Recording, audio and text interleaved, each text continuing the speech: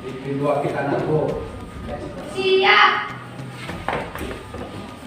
Belum belajar mulai tak bro. Mulai. Selesai. Berdiri.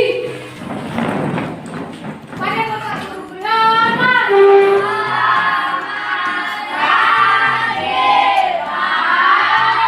Oke, selamat pagi, silakan duduk. Kak, Kak.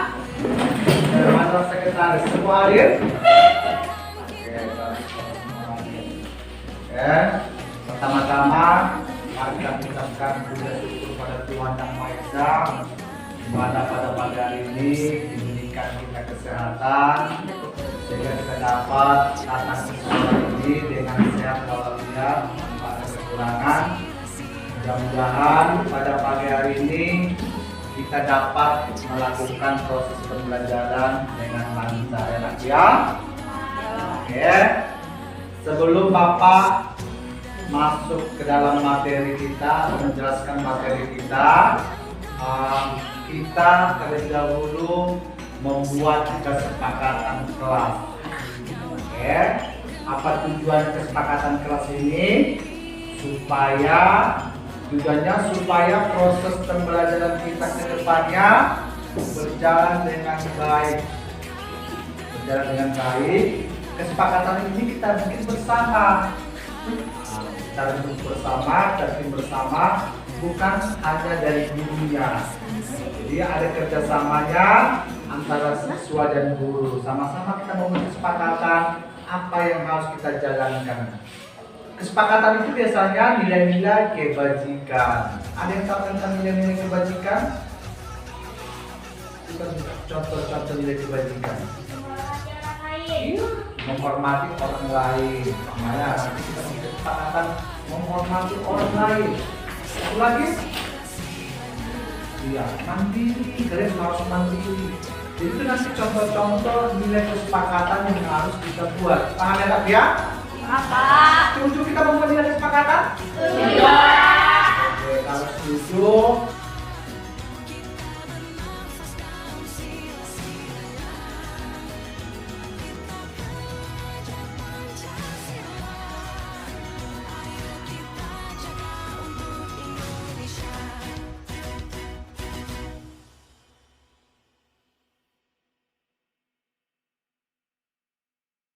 Saya memperkenalkan nama saya Masta Satrida Borita Soid, kelas 7 SMP Negeri 2 Sekepayang. Dengan adanya guru penggerak saya merasa senang karena kami diberikan kesempatan untuk membuat kesepakatan kelas dan nilai-nilai kebajikan. Sehingga dengan adanya kesepakatan kelas tersebut, kami merasa bertanggung jawab dalam melaksanakan kesepakatan kelas. Sekian dan terima kasih. Perkenalkan, nama saya Syawan Ardiansah, kelas 7 SMP Negeri 2 Sekepayang 1 Atap.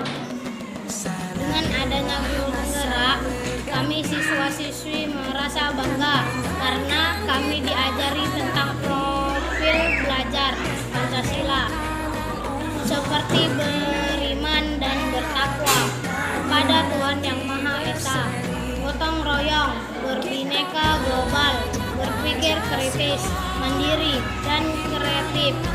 Serta dalam proses pembelajaran, kami merasa senang karena Pak Toba memberikan materi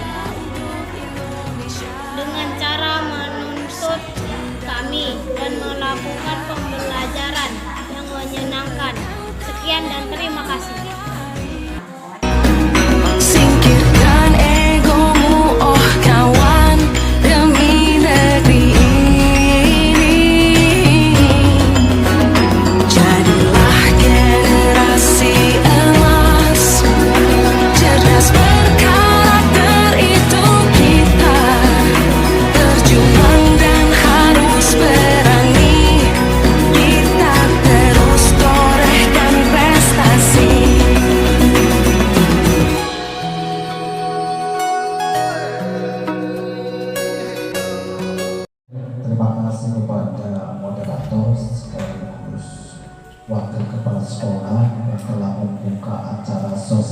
propagasi budaya positif di sekolah kita ini. Pertama-tama yang saya hormati Bapak Kepala Sekolah yang mewakilinya, yang kedua Bapak dan Ibu guru serta Ibu dan operator sekolah. Pertama mari kita mengucapkan puji dan syukur kepada Tuhan Yang Maha Esa, karena di mana pada pagi hari ini kita diberikan kesehatan. Pada sosialisasi budaya positif memperkenalkan nama saya Tuhan dari Pampahan, jadi kewacanasan angkatan 4 dan SMP kita, SMP Negeri 2 Surabaya. Ini tujuan capaian umum memahami konsep pendidikan menurut Ki Hajar Dewantara dihubungkan dengan konsep budaya dan lingkungan positif di sekolah yang berpihak kepada anak itu harus merdeka dalam belajar sesuai dengan kontraknya. Jadi ada kaitannya di dalam budaya positif. Yang ketiga, memahami peran sebagai guru untuk membangun budaya positif dengan menerapkan konsep disiplin positif dan berinteraksi dengan murid. Sekarang kita masuk budaya positif atau ekosistem positif. Tadi sudah saya singgung. Di dalam budaya positif ini ada kaitannya dengan pemikiran Ki Hajar Dewantara. Jika ada contohnya perbandingan dengan hidup sungguh-sungguhan seorang petani. Ki Hajar Dewantara pendidikan itu diibaratkan dengan petani. Ya, ibaratkan dengan petani. Ya, benih itu adalah siswa, murid itu adalah petani, sekolah itu adalah akar. Bahwa petani itu adalah selain dia merawat, menuntut tumbuhan itu menjadi suatu berhasil, tetapi petani itu tidak bisa mengubah kontrak benih itu. Ya. Petani itu tidak bisa mengubah kontrak benih itu. Kalau memang dia padi, petani itu hanya menunggu padi itu supaya tumbuh padi seperti padi, menghasilkan bahan yang bagus. Tidak bisa petani menuntut padi itu menjadi jagung. Begitu juga kita Bapak Ibu sebagai guru, anak itu memiliki kodratnya masing-masing, karakternya masing-masing. Kita tidak bisa mengubah siswa itu seperti karakter kita, tidak akan bisa. Pada pagi hari ini yang saya jelaskan nanti, yang pertama perubahan paradigma stimulus respon, teori kontrol. Yang kedua arti disiplin dan tiga motivasi perilaku manusia. Yang ketiga keyakinan kelas, hukuman dan penghargaan. Keempat kebutuhan dasar manusia. Yang kelima posisi kontrol. Yang keenam segitiga restitusi. Jadi ada 6 materi yang saya terangkan nanti. Perubahan paradigma, teori kontrol, ilusi kontrol, miskonsep. Oke, selama kita ini pemikiran pertama ilusi guru mengontrol murid. Selama ini kita selalu bisa mengontrol anak kan? Pemikiran kita selalu hebat, bisa mengontrol anak. Itu adalah ilusi kita selama ini. Yang kedua, ilusi bahwa kritik membuat orang merasa bersalah dapat menguatkan karakter. Yang ketiga, ilusi bahwa semua penguatan positif efektif dapat bermanfaat. Jadi ini ilusi kita selama ini. Yang keempat, ilusi bahwa orang dewasa memiliki hak untuk memaksa. Oke, ini paradigma, perubahan paradigma stimulus dan teori kontrol. Ini stimulus responden. Kita mencoba mengubah orang agar berpandangan sama dengan kita. Ya, kita kan menuntut siswa itu kan supaya sama murid itu dengan kita. Kontrol di situ mengatakan kita berusaha memahami pandangan orang lain. Kita memahami pandangan orang lain.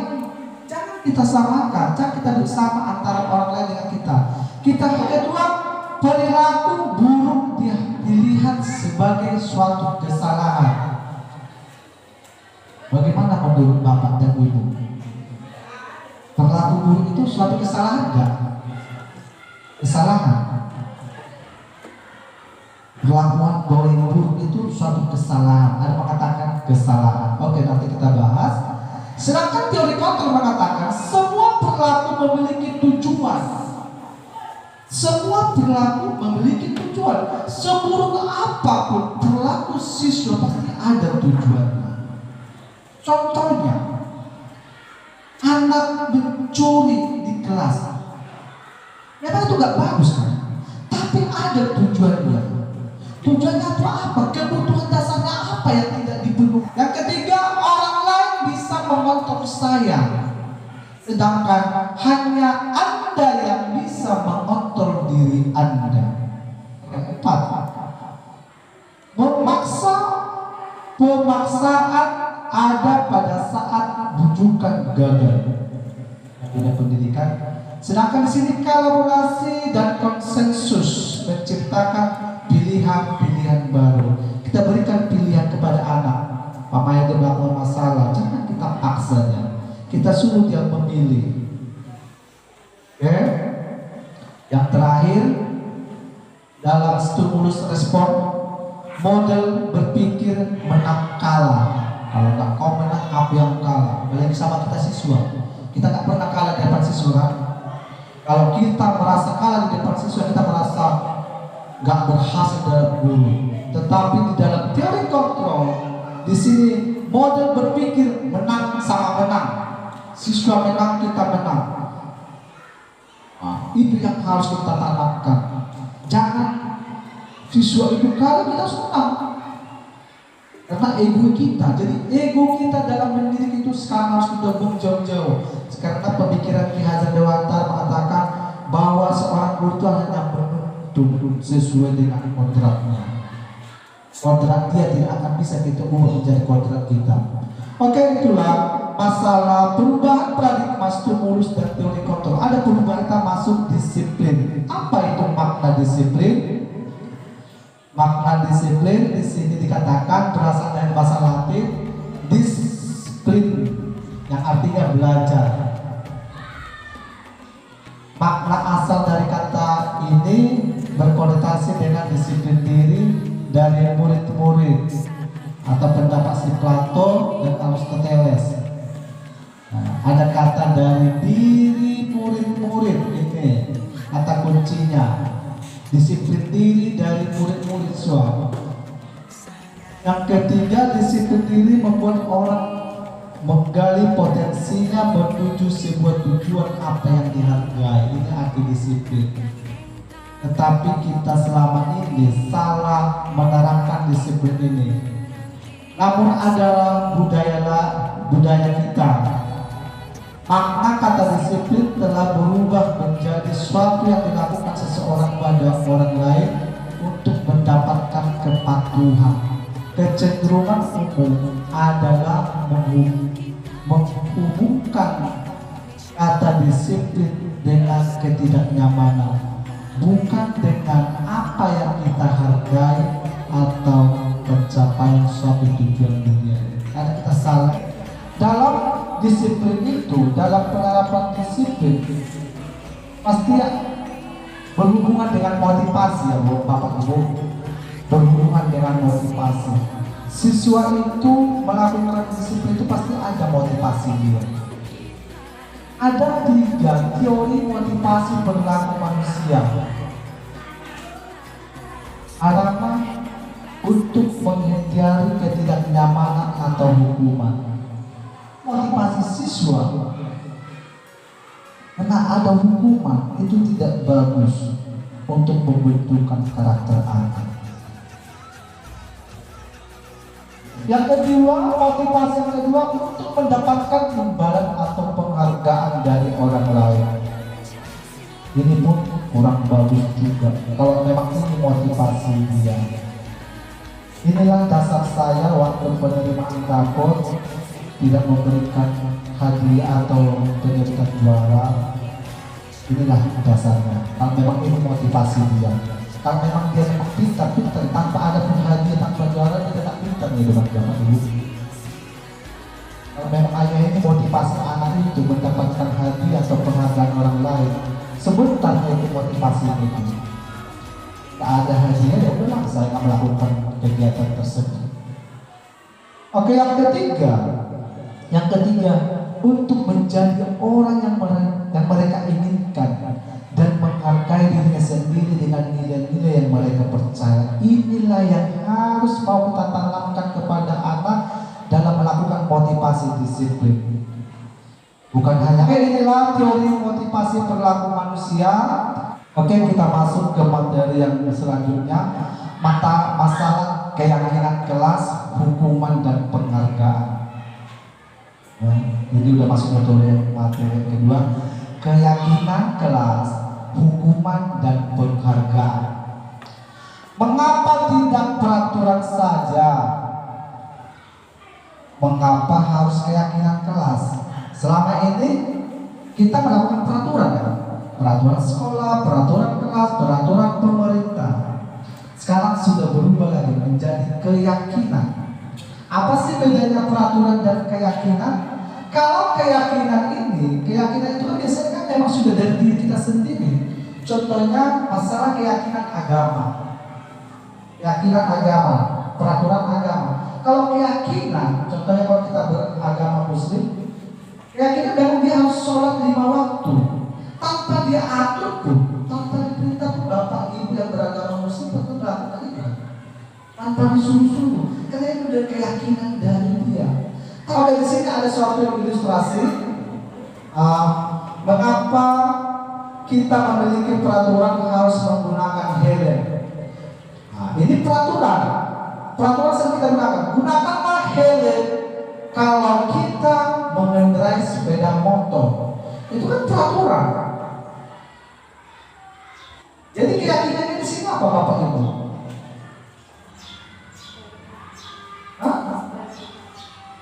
Aman, keselamatan. Kalau sudah ada keyakinan di dalam hati kita, saya akan selamat. Tanpa ada pun peraturan ini, kita pergi ke kota sana, pasti kita harus pakai helm. Tapi kalau kita karena takut sama polisi, gak ada keyakinan keselamatan kalian kita memakai helm ini, karena takut polisi bisa aja kita kucing-kucingan ya. Gak ada polisi, ya udah belok sana belok sini, aman. Tapi kalau ada keyakinan kita bahwa kita memakai helm itu harus selamat, keselamatan, itulah arti dari kata keyakinan. Yang kenapa kita memiliki peraturan harus datang tepat waktu pada saat mengikuti pelatihan? Apa keyakinan kita di sini? Omanya ada sosialisasi guru penggerak jam 8 kata Pak Carlo, jam 9. Karena kita yakin, pasti kita keyakinan kita apa? Tanggung jawab kita kan? Tanggung jawab kita seorang guru. Ada pengembasan sosialisasi budaya positif sama-sama guru dari guru penggerak, itu tanggung jawab. Karena kita itu tanggung jawab kita seorang pendidik. Ada program pemerintah dari pusat sana yang mau diimbaskan kepada rekan-rekan guru. Oh, saya ingin tahu, ada tanggung jawab saya, ada pemikiran-pemikiran baru tentang pendidikan. Orang tanggung jawab kita harus tepat waktu datang. Itulah bedanya peraturan dan keyakinan. Oke, di sini kita membahas masalah tindakan-tindakan guru. Tindakan-tindakan guru yang kita share dulu, kali kita bertukar pikiran, apakah itu termasuk hukuman atau konsekuensi. Di dalam pendidikan kita yang harus kita terapkan adalah konsekuensi, bukan hukuman. Bahwa hukuman itu adalah sudah termasuk melanggar hak asasi siswa. Mencatat 100 kalimat di dalam buku dengan kalimat saya tidak akan terlambat lagi. Apa pernah di antara kita melakukan seperti ini kepada siswa? Membuat catatan. Kalau saya dulu SD pernah ya guru saya seperti ini. Saya tidak terlambat lagi. Saya tidak terlambat lagi. Saya tidak terlambat lagi sampai satu kertas. Ini termasuk hukuman atau konsekuensi Bapak Ibu? Hukuman. Itu yang tidak boleh. Gak ada hubungannya dia terlambat dengan menulis. Apa bisa dia berubah? Itu tidak akan bisa berubah. Bahkan dia benci sama kita nanti. Oke? Yang kedua, lari mengelilingi lapangan basket 2 kali karena terlambat. Oh, dia terlambat, kita suruh lari. Itu termasuk hukuman. Itu tidak. Oke, yang ketiga, murid diminta untuk push up 15 kali karena tidak menggunakan masker ke sekolah. Ini sering kita gunakan, apalagi tidak mengerjakan tugas push up kamu. Saya pernah melakukan seperti itu.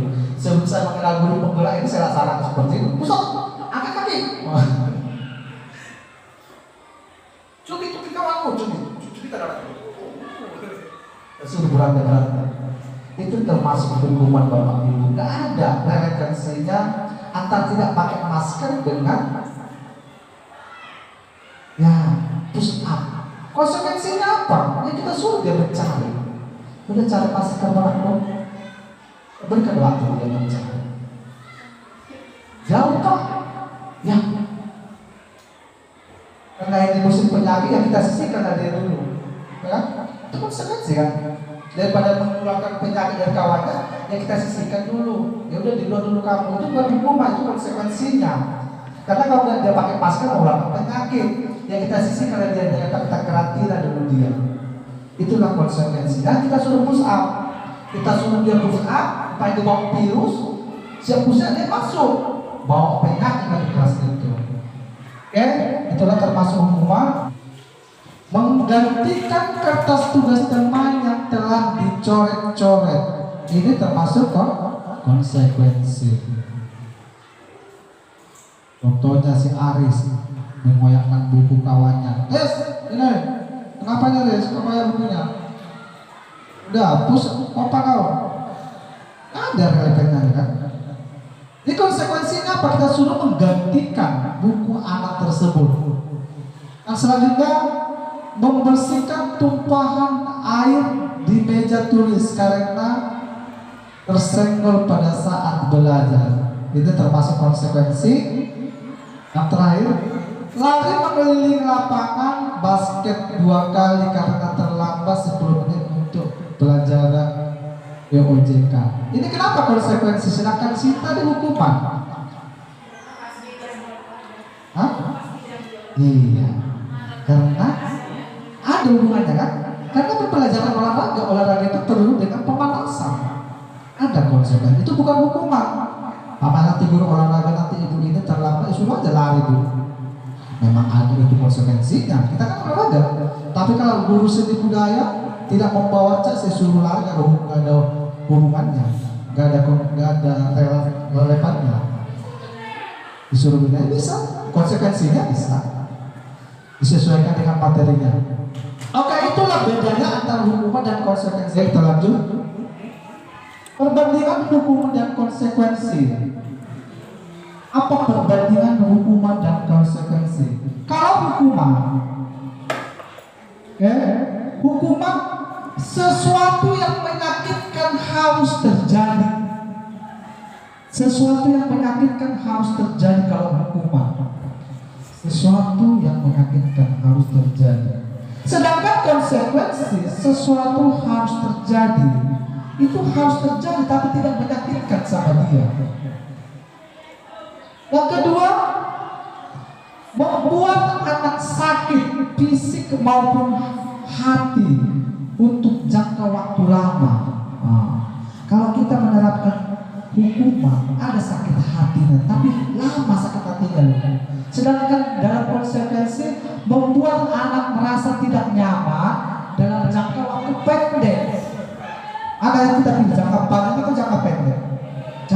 Oke, yang ketiga, anak membenci kedisiplinan. Jadi benci dia disiplin. Sedangkan konsekuensi anak menghargai disiplin. Itulah perbedaannya Bapak Ibu. Yang keempat, paksaan. Kita paksa. Kalau hukuman, cuci WC. Kalau nggak mau itu WC, apa suruh pulang. Kita paksa. Sedangkan konsekuensi itu adalah stimulus, tanggapan. Tanya, apa permasalahanmu? Bagaimana cara mengatasinya? Kita suruh dia cari atas masalah. Yang selanjutnya, mendorong anak menyakiti dirinya sendiri. Akan anak itu menyakiti diri sendiri. Kenapa saya gagal ya? Kenapa saya dukung? Merasa dia ada menyakiti dirinya sendiri kalau kita melakukan hukuman ini. Selanjutnya, mendorong anak agar mudah menyesuaikan diri. Selanjutnya, konsep diri yang buruk, konsep diri yang baik.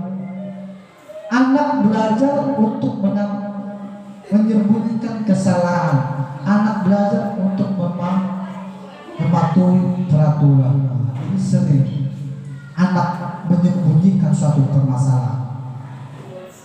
Udah tahu Pak Toba tukang hukum, ya disembunyikan suatu permasalahan. Ada masalah dia. Kalau udah tahu hukum, dia sembunyikan permasalahannya. Yang bohong yang diutarakan. Kenapa kau terlambat? Nah, supaya karena sebenarnya dia karena terlambat bangunnya. Kenapa kau terlambat? Bocor ban keretaku Pak. Itu menyembunyikan suatu permasalahan. Iya Pak, tadi bocor. Iya Pak, tadi saya ngantar mama saya. Rupanya terlambat bangunnya dia. Karena dia takut hukuman dulu. Oke, jadi di sini itulah efek dari hukuman tadi, menyembunyikan suatu permasalahan. Dan keempat, yang terakhir, marah, rasa bersalah, dipermalukan, merasa tak dihargai. Sedangkan konsekuensi kehilangan hak, dibuat tidak nyaman, diasingkan untuk sementara. Oke, itulah perbandingan antara hukuman dan konsekuensi. Menurut Bapak dan Ibu, mulai sekarang mana yang kita terapkan, hukuman atau konsekuensi? Konsekuensi ya Bapak Ibu. Mari kita pelan-pelan mengubah pola paradigma kita. Selama kita menghukum, marilah kita membuat konsekuensi. Tadi sudah ada contoh-contohnya apa itu hukuman, apa konsekuensi. Ya kita pintar-pintar lah. Saya yakin Bapak dan Ibu yang hebat udah tahu mana hukuman dan konsekuensi. Jangan takut-takut memberikan sanksi kepada anak, memberikan konsekuensi kepada anak sesuai dengan pelanggarannya. Nanti saya. Oke, keyakinan kelas.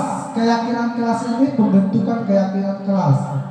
Keyakinan kelas inilah nanti yang mau kita renungkan bersama. Apakah keyakinan kelas ini sesuai dengan bidang studinya? Apakah keyakinan kelas itu sesuai dengan memang kelas itu? Keyakinan kelas ini semuanya diserahkan kepada anak. Kita hanya mengarahkan, jangan kita intervensi. Bahwa itu yang harus dilaksanakan dia. Bahwa dia sudah meyakini saya akan menghormati orang lain. Bagaimana cara membuat keyakinan kelas, pembentukan keyakinan kelas? Keyakinan kelas bersifat lebih abstrak daripada peraturan, yang lebih rinci dan konkret. Memang lebih abstrak. Namanya kalau peraturan datang ke sekolah 15 menit sebelum lonceng peraturan. Kalau keyakinan kan tetap menjawab, disiplin, itu aja keyakinan kelas sesuai dengan nilai-nilai kebajikan. Yang kedua, keyakinan kelas berupa pernyataan universal. Yang ketiga, menyatakan keyakinan kelas senantiasa dibuat dalam bentuk positif. Keyakinan kelas hendaknya tidak terlalu banyak sehingga mudah diingat dan dipahami oleh semua warga kelas. Keyakinan kelas sebaiknya sesuatu yang dapat diterapkan di lingkungan tersebut. Semua warga kelas hendaknya ikut berkontribusi dalam pembuatan keyakinan kelas lewat kegiatan curah pendapat ini. Semua kelas hendaknya ikut berkontribusi. Semua ikut berkontribusi. Jadi kita libatkan semua siswa dalam pembuatan keyakinan kelas.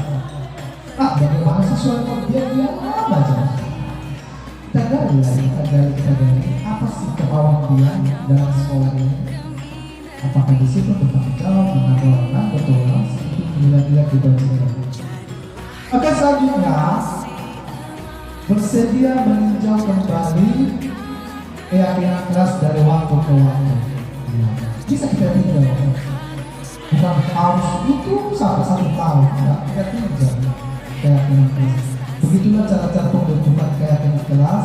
Saya sudah menjelaskan tadi keyakinan kelas, hukuman dan konsekuensi dan paradigma baru dalam teori kontrol. Sekarang kita masuk dalam memenuhi kebutuhan dasar siswa.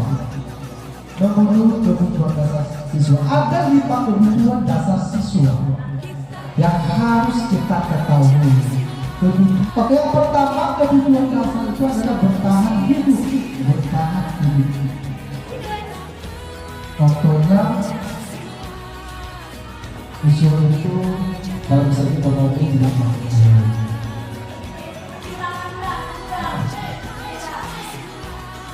Dan tidak mampu karena anaknya dalam sekolah pada sekolah keluarga dan melakukan pelanggaran.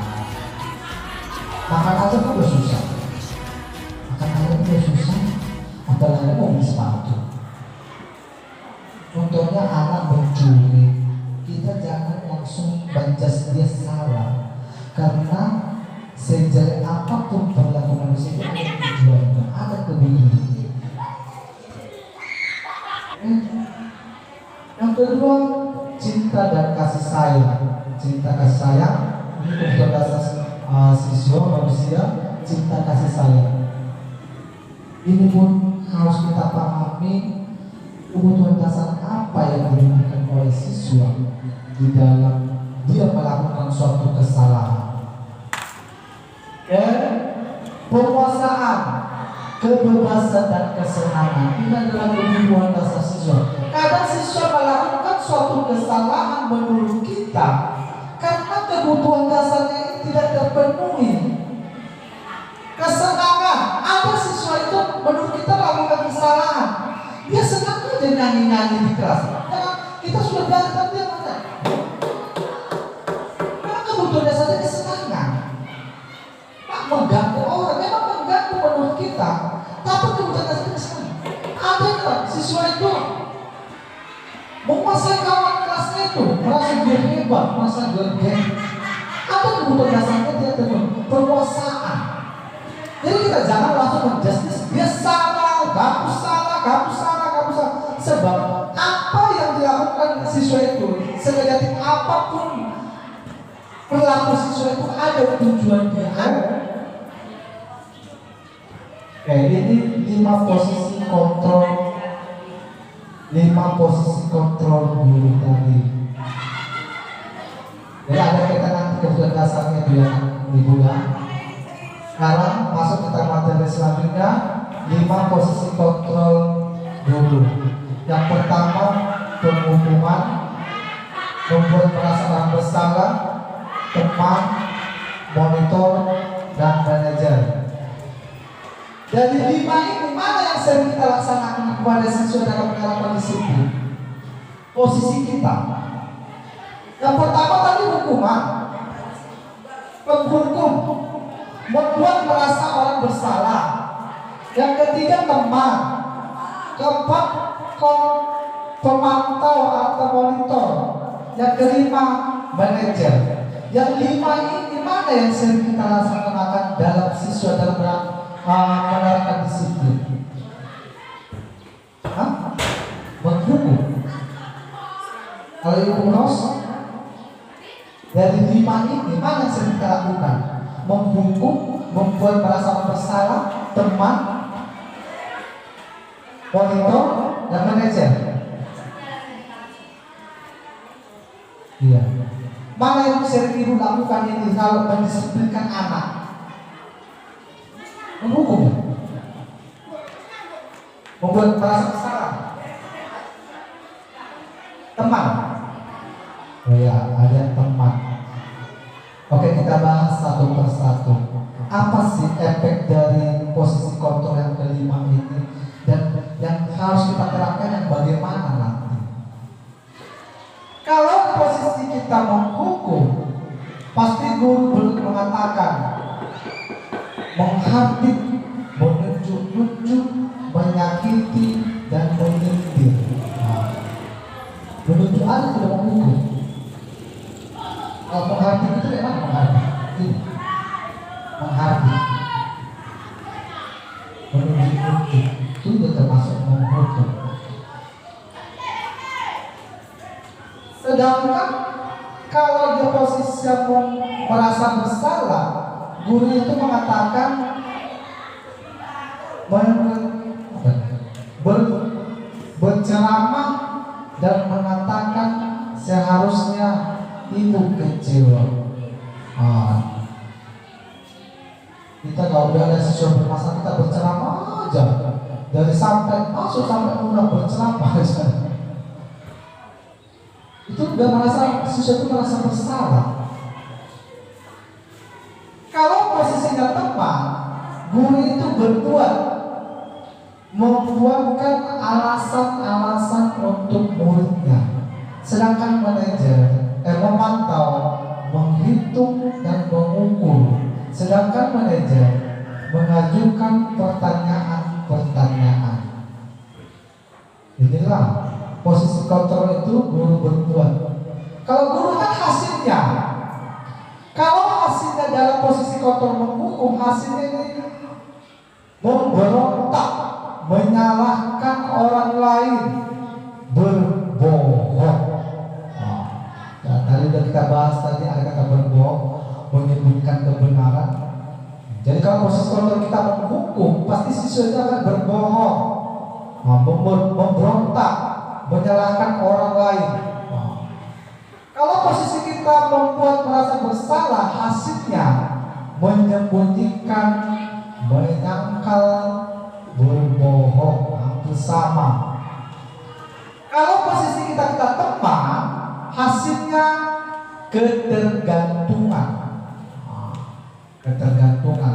Kalau posisi kita memantau, hasilnya menyesuaikan diri bila diawasi. Nih, kalau nggak kita awasi, ya udah melanggar peraturan. Kalau kita awasi, ya melakukan. Itulah posisi kita mengontrol. Kalau posisi kita tepat, hasilnya ketergantungan. Kan nanti Pak Toba temanku yang bisa membantu saya. Dan ketergantungan. Nanti ibu paling yang masuk, udahlah, kau salah. Karena saya menganggap dia teman. Dia menghargai aku saja. Kalau mulai tidak dihargai, itulah posisi motor kita sebagai teman. Tapi kalau posisi kita sebagai manajer, aslinya menguatkan pribadi, Kaitannya dengan dunia berkualitas. Kalau posisi menghukum, murid meletakkan guru di luar dunia berkualitas. Murid meletakkan guru di luar dunia berkualitas. Anggap bagus itu Pak Toba itu menghukum aja, jadi nggak pintar untuk mengajar, menghukum aja enggak. Kita nggak berkualitas di matanya. Kalau kita posisi kita menghukum, terus menghukum. Jadi itu kita alami juga sama waktu kita sekolah. Oke? Membuat merasa bersalah. Murid meletakkan guru di dalam dunia berkualitas. Murid melakukan guru di dalam dunia berkualitas. Sedangkan di teman, murid melakukan guru di sebagai orang yang sedang sangat penting di dunia berkualitas. Sedangkan di pemantau, murid meletakkan guru, peraturan dan hukuman di dunia berkualitas. Sedangkan di manajer, murid meletakkan dirinya sebagai individu yang positif dalam dunia berkualitas. Masa kita menghukum, dampaknya mengulangi kesalahan, terus saja mengulangi kesalahannya.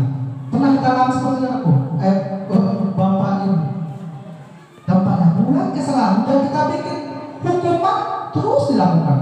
Udah bikin hukuman, terus mengulangi kesalahan.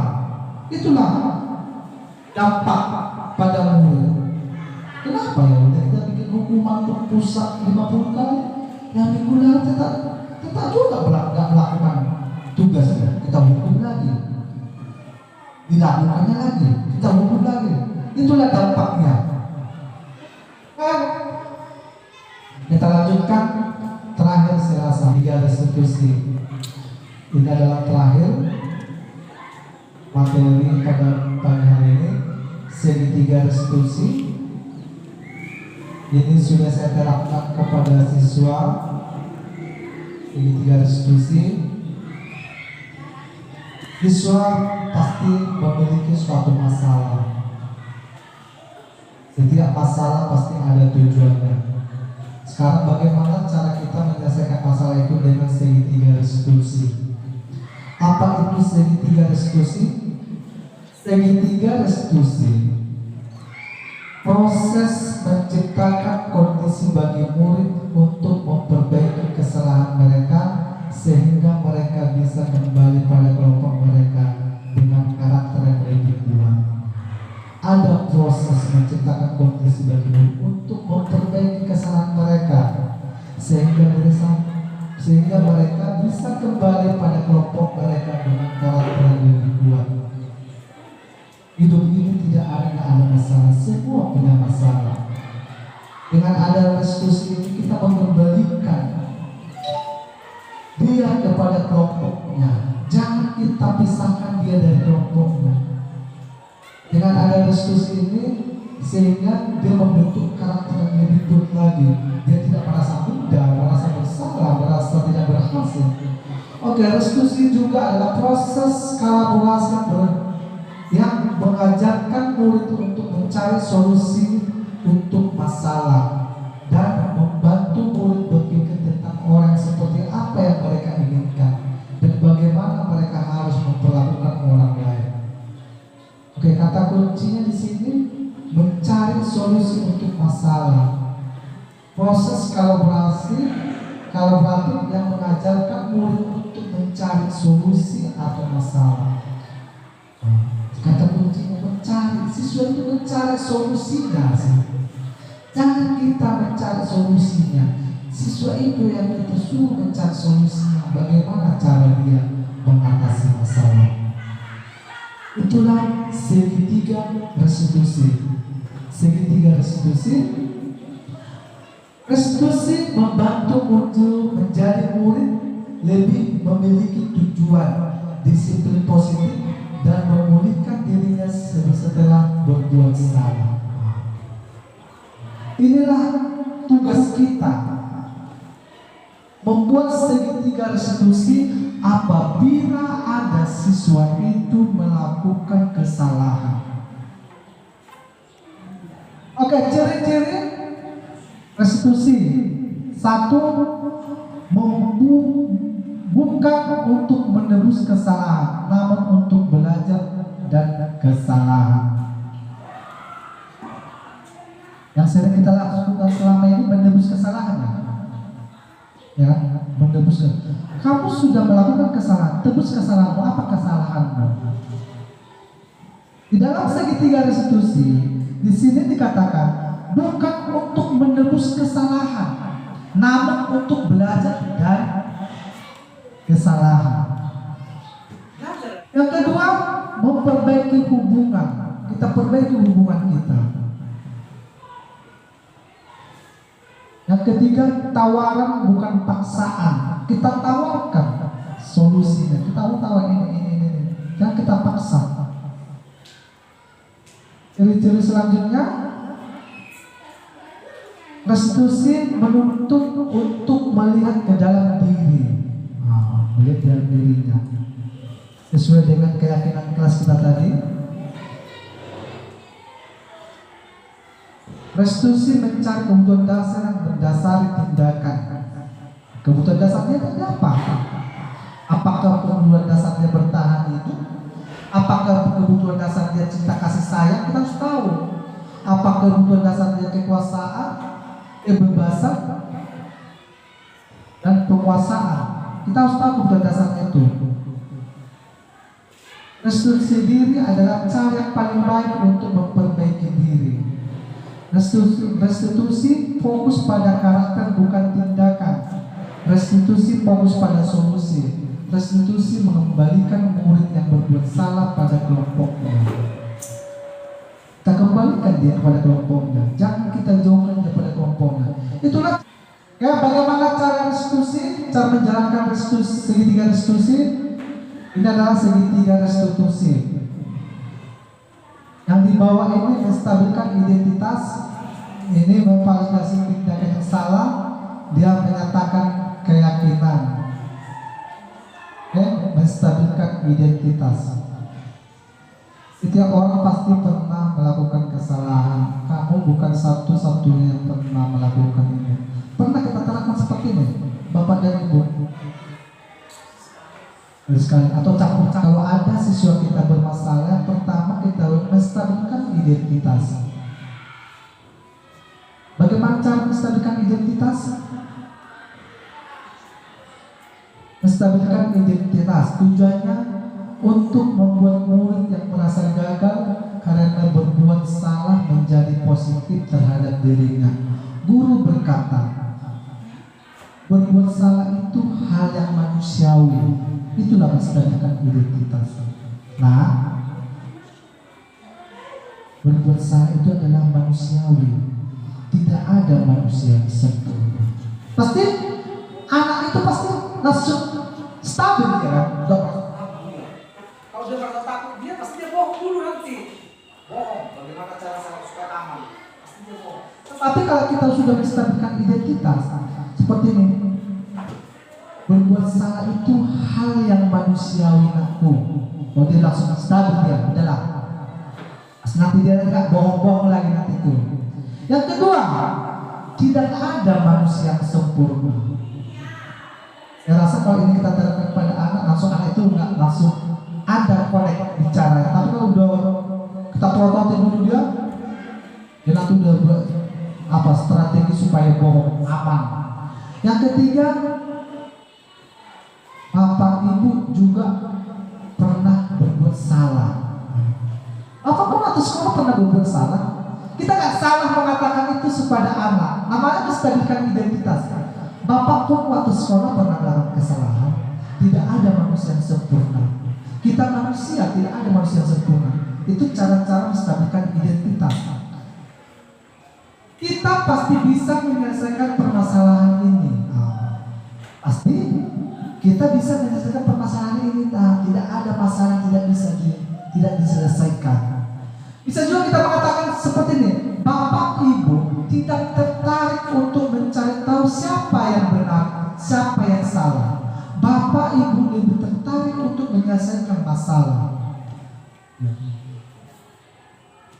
Bapak tidak tertarik siapa yang benar dan siapa yang salah.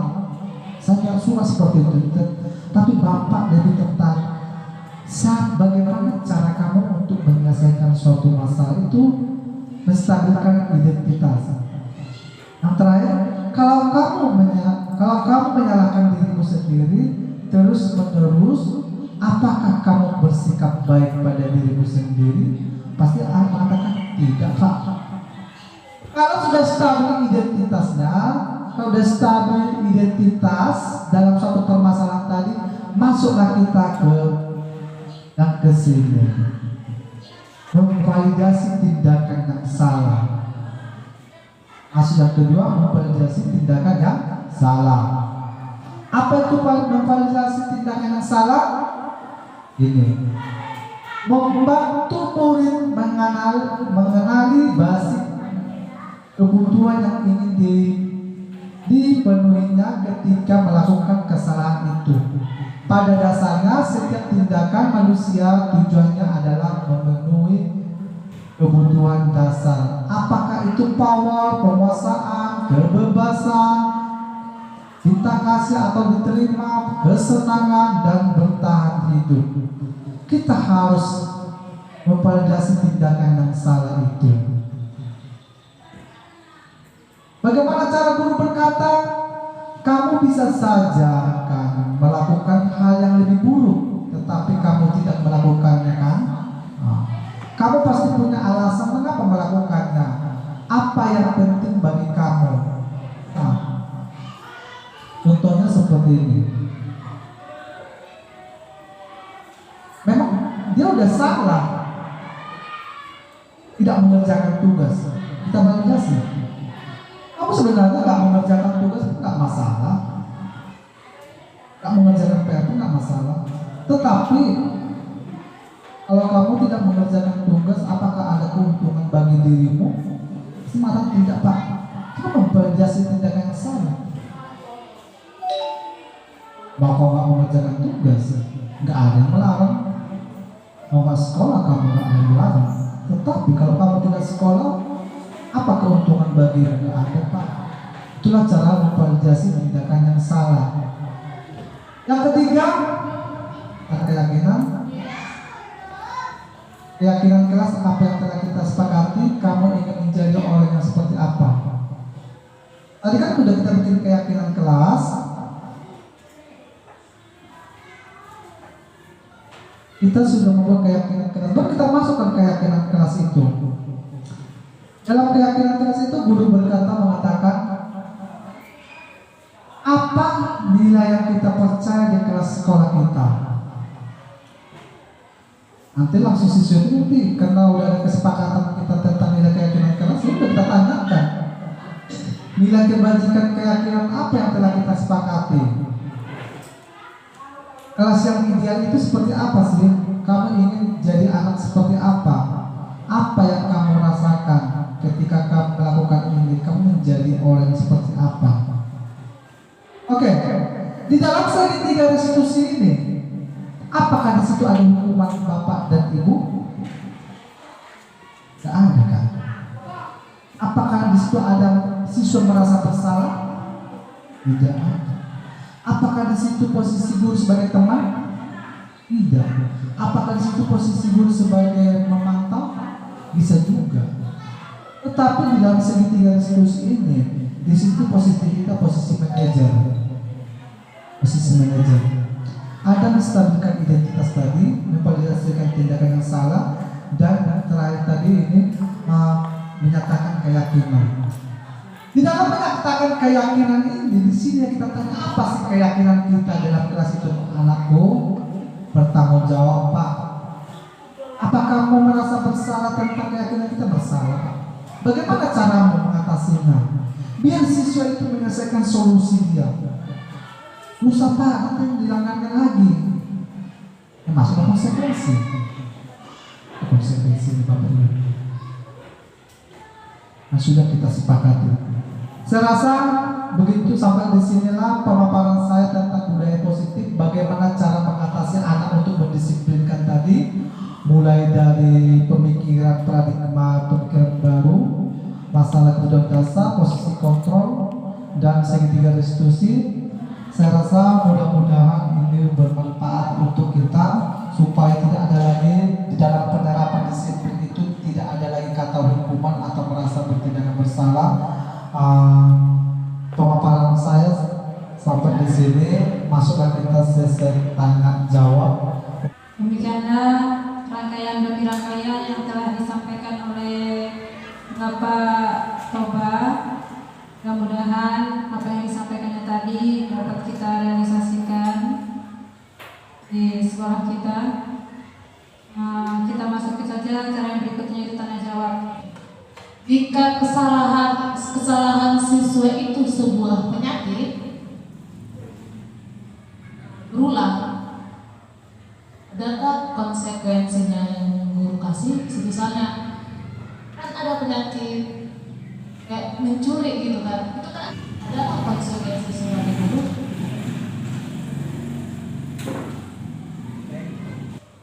Terima kasih kepada Ibu Pak.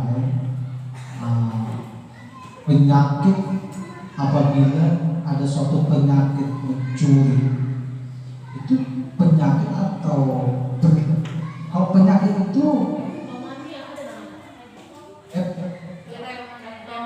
kleptomania, apakah ada konsekuensinya? Memang di dalam dunia pendidikan ini kan Bapak Ibu, kita dalam menerapkan disiplin itu walaupun tadi ada dari diri sendiri siswa, tetap kita ada berkolaborasi dengan orang tua. Supaya orang tua itu, kadang orang tua itu kan nggak tahu bahwa itu penyakit. Hanya kita yang tahu bahwa itu suatu penyakit mencuri. Adanya barang dia, tapi mau dia mencuri lagi. Memang udah kebiasaan dia, bukannya dia kekurangan. Pasti di situ. Kebutuhan dasar apa yang diinginkan siswa dan yang lima kebutuhan dasar itu? Adanya uangnya, bukannya dia kekurangan. Pasti kebutuhan dasar penguasaan.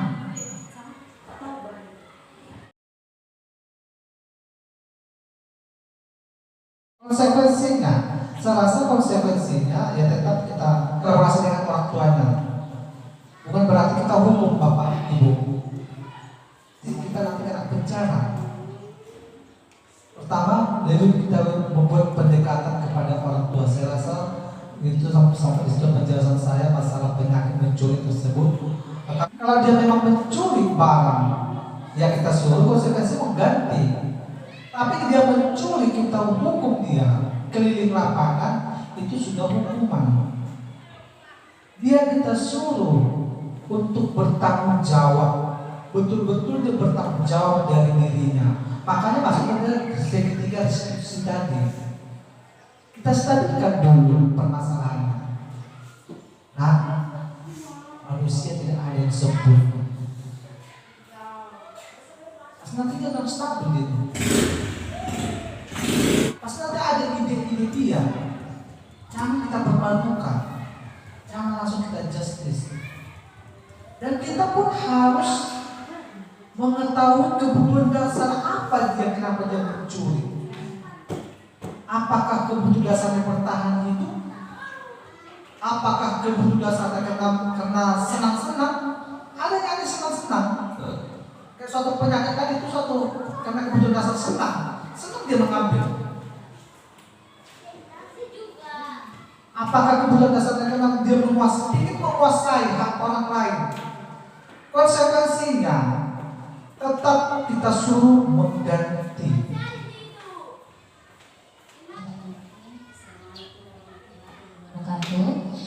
Jadi di sini Pak saya ingin bertanya sekali, tapi pertanyaannya sedikit universal ya Pak ya.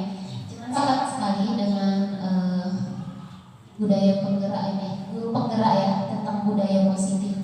Bagaimana cara guru mendidik murid-muridnya di sekolah. Nah di sini kita tahu juga bahwa anak ini sedang dalam proses belajar untuk membentuk karakternya. Jadi kita tahu bahwa belajar ini juga tempatnya salah-salah untuk kita benarkan. Jadi jangan takut salah karena orang yang ingin benar itu kan mulai dari kesalahan dulu ya Pak ya. Makanya ada kebenaran. Nah di sini kita sebagai guru itu mengarahkan dan juga membimbing gitu. Tapi seperti yang Bapak bilang, tidak otoriter, tidak pemerintah, tidak memberikan peraturan yang terlalu konyol ya, seperti tadi gitu. Jadi masalahnya di sini kan Pak, di sekolah kan ya anak-anak. Nah yang saya kurang paham misalnya anak-anak ini kan lingkungannya tidak hanya di sekolah. Ini pertanyaan yang universal sedikit Pak, tidak hanya membahas di jam sekolah aja. Nah apakah anak-anak di luar dari lingkungan sekolah ini kan juga proses belajar, dia menemukan sesuatu. Sementara kita tahu bahwa di masyarakat itu ada yang namanya hukum pidana. Nah, hukum pidana ini kan berdasarkan undang-undang juga ada peraturan-peraturan di dalamnya. Apakah anak-anak yang di luar dari lingkungan sekolah yang pada saat itu juga menjadi murid kita di sekolah melakukan hukum yang melanggar hukum pidana, anak-anak tersebut kita yang di sekolah kan tadi kan tidak menerapkan peraturan-peraturan yang secara seperti hukum yang ada di pidana ya, hukum pidana. Nah anak-anak yang melakukan pelanggaran seperti misalnya membunuh, bahkan misalnya memperkosa gitu kan ya, apakah hukum pidana juga disesuaikan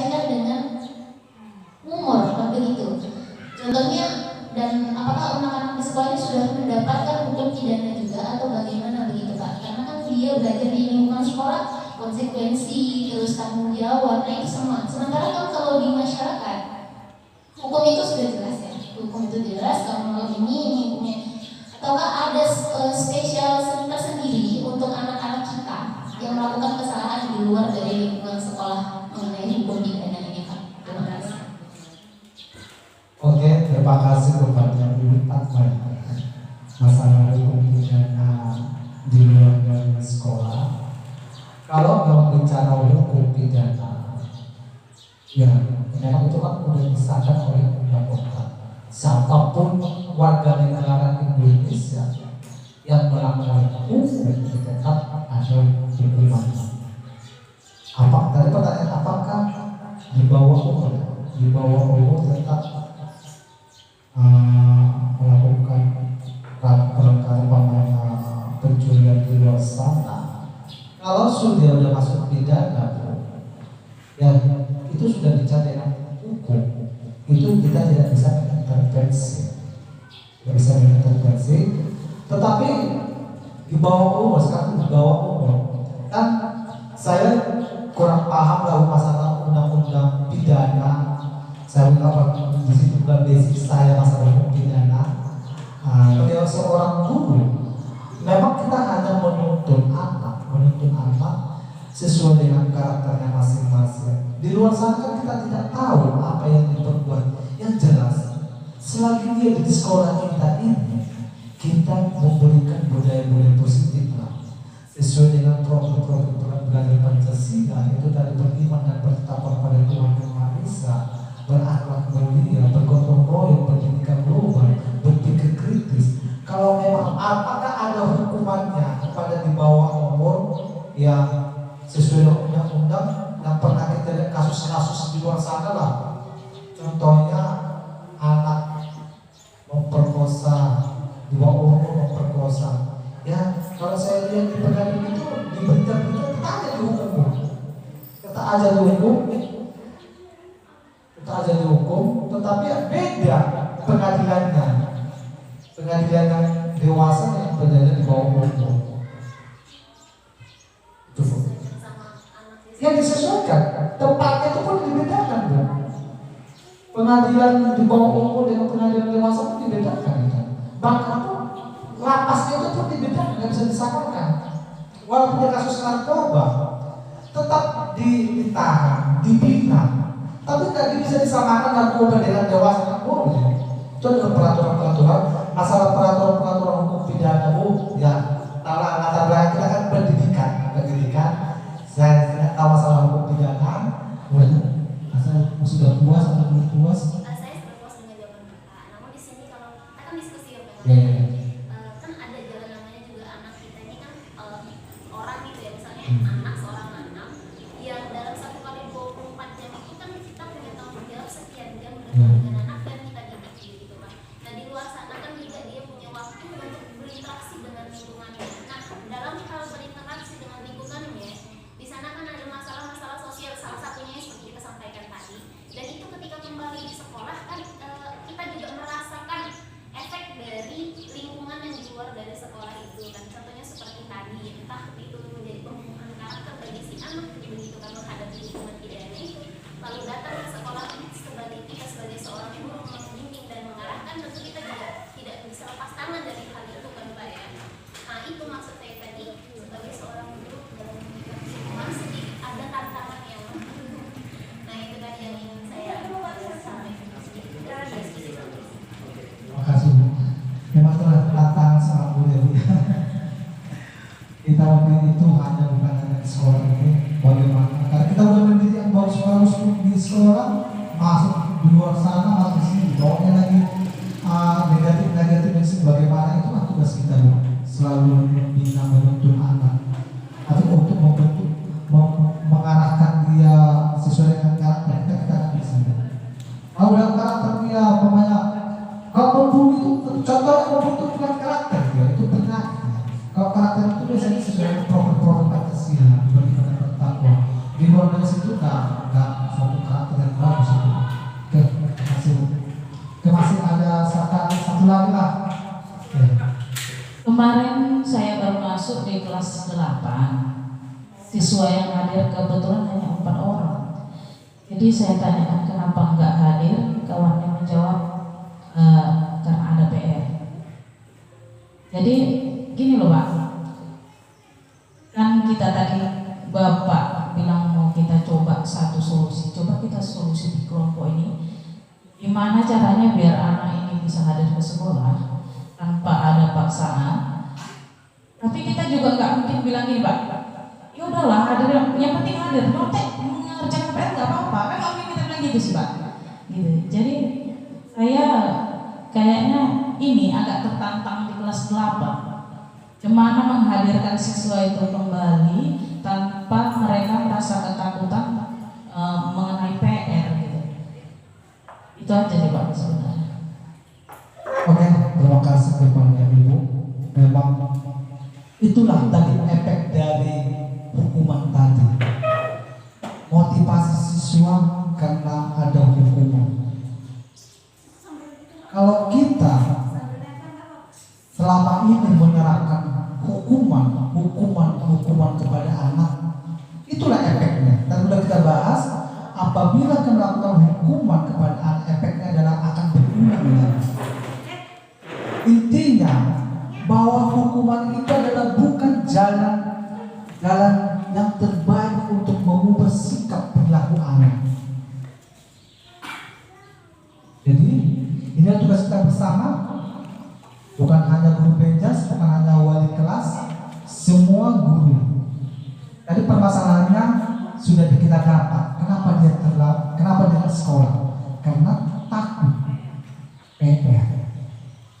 Coba mulai sekarang kepada ibu-ibu, saya bukan menggurui.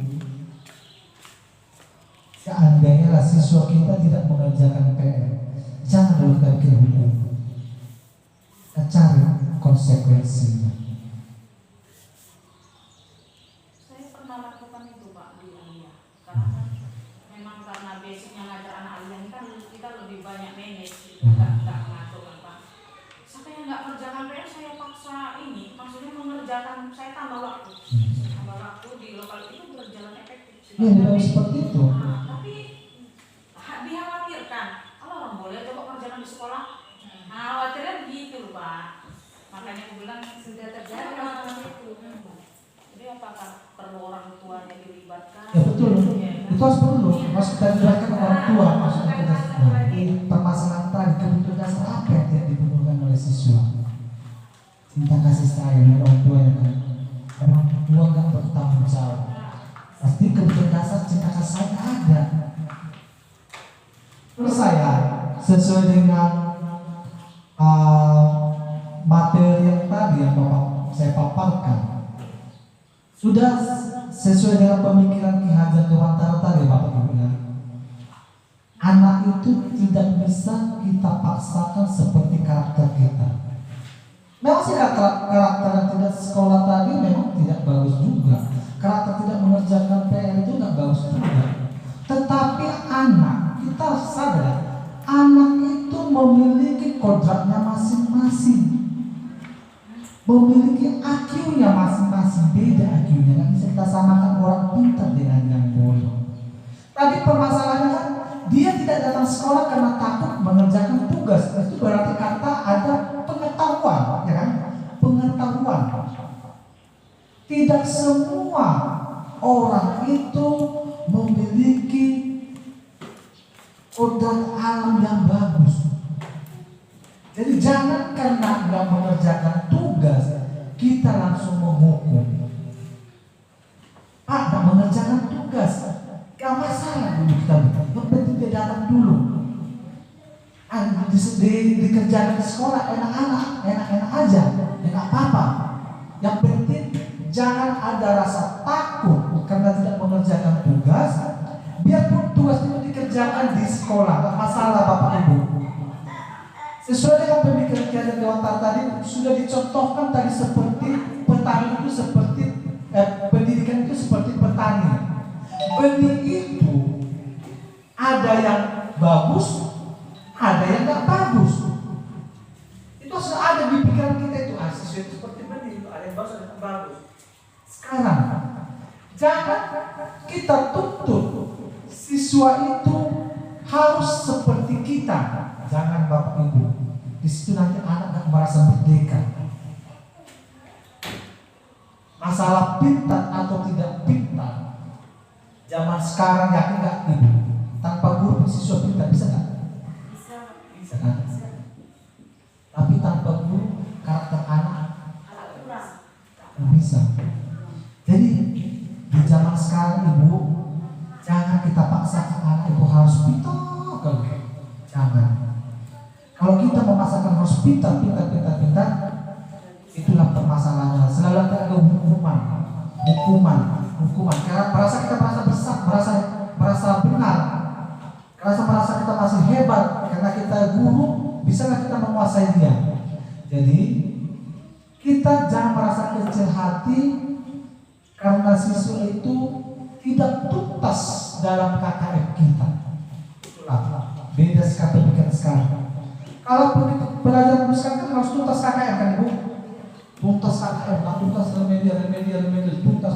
Sekarang enggak. Pembentukan karakter yang paling utama. Masalah apabila PR itu dikerjakan anak, ya kita suruh dia kerjakan di kelas gerak, di kelas itu, atau kita suruh dia di kantor, kerjakan di kantor ya, PR-nya.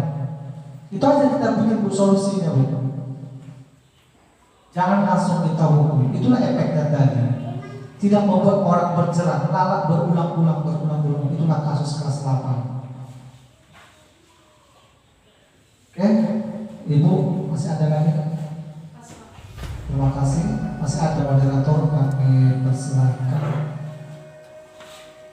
Ayo untuk menutup itu. Demikianlah kegiatan kita pada hari ini. Mudah-mudahan apa yang disampaikan oleh Bapak tadi dapat menambah pembelajaran kita untuk melaksanakan proses belajar mengajar di sekolah kita ini. Mudah-mudahan sekolah kita nanti ini bisa lebih baik. Terima kasih kepada Bapak Kobar yang sudah menyampaikan ilmunya kami. Mudah-mudahan dapat bermanfaat, jelas bermanfaat lah, bermanfaat sekali bagi kami. Apalagi kami belum ada kesempatan untuk mengikuti guru penggerak. Mudah-mudahan kita berdoa bersama-sama untuk guru penggerak di tahap 6 ini, sekolah kita ini ada yang lulus untuk di tahap 6. Amin, amin ya rabbal alamin. Indonesia bersatu dalam perbedaan, berpegang tangan dan berlari, singkirkan egomu oh kawan, demi negeri. Assalamualaikum warahmatullahi wabarakatuh. Salam sejahtera untuk kita semua. Perkenalkan, nama saya Fatmawati. Saya adalah salah satu Alhamdulillah saya telah sosialisasi dan disampaikan oleh salah satu penggerak yang ada di sekolah kami, yaitu Bapak Tobanario Pakpahan SPD. Di sini saya banyak mendapatkan informasi-informasi terbaru dalam hal budaya positif yang ada di lingkungan sekolah yang seharusnya dilakukan oleh seorang guru. Dan di sini informasi-informasi yang disampaikan oleh